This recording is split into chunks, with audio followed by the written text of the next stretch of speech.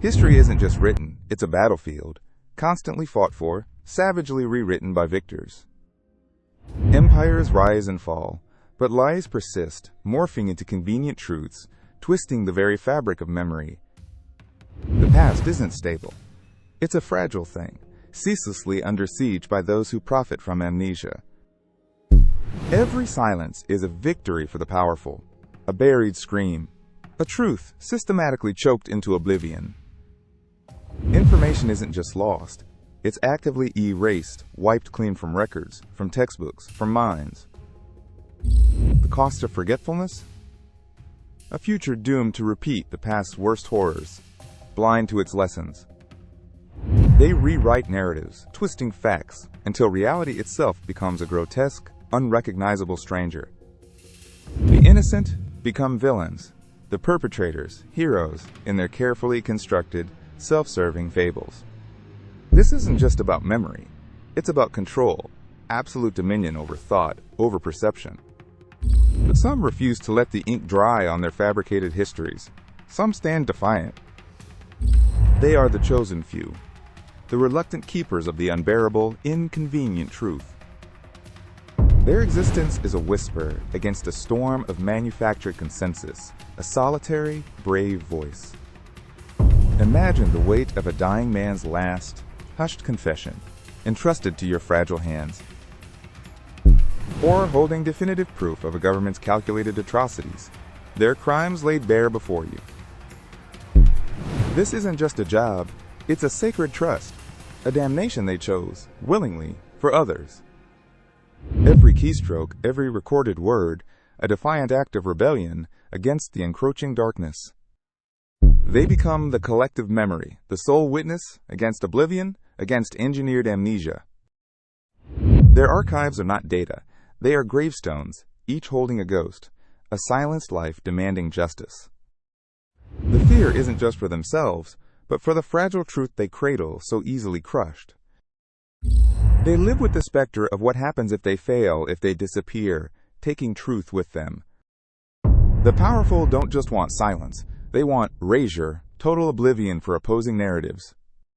They deploy armies of propaganda, twisting public perception with malice, crafting deceitful narratives. Trolls, disinformation campaigns, character assassinations, all weapons in their brutal arsenal of lies. Then come the threats. To family, to friends, to everything they cherish, meticulously orchestrated. The knock on the door, the darkened alley, the sudden, chilling phone call, always lurking.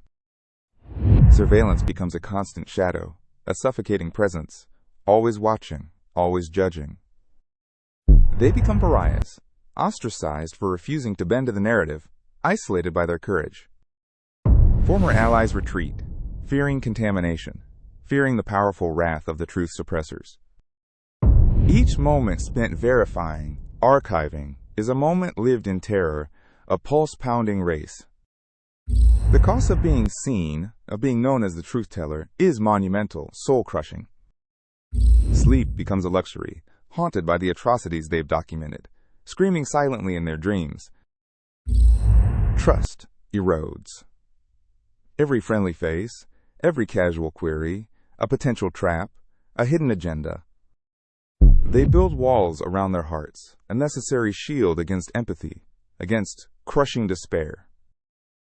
The world is no longer black and white. It's 1,000 shades of betrayal, of moral ambiguity. Joy feels trivial, almost sacrilegious, amidst so much suffering they intimately know, constantly bearing. Relationships wither. Who can truly understand the immense, suffocating burden they constantly carry? They are consumed by the mission, a living sacrifice to historical integrity, an offering of self. Their own identity blurs, subsumed by the identities of the voiceless, the silenced, the forgotten.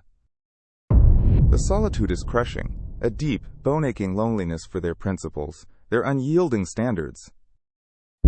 They are broken, yes, but tempered by the inferno of their unwavering purpose, reforged in suffering. Why endure such hell? Not for glory, certainly not for personal gain or fleeting fame. They do it for the children not yet born, for generations unknown, for a chance at truth. So that a child, centuries from now, might find a true, untainted record, a glimmer of light. So that justice, however delayed, has a foundation, a starting point, a thread to follow. They are laying digital bricks, constructing a cathedral of inconvenient truth, one painful fact at a time. A beacon against the dark tide of revisionism, a light for critical thought, for honest inquiry. The cost is their life, their peace, their very soul, sacrificed entirely on the altar of integrity. But the alternative? A world where lies triumph, where truth is a forgotten myth, a cruel joke. They stand as the dam, holding back the deluge of engineered amnesia, a final, desperate line. The record isn't just words, it's a defiance, a screaming testament to courage, echoing through time.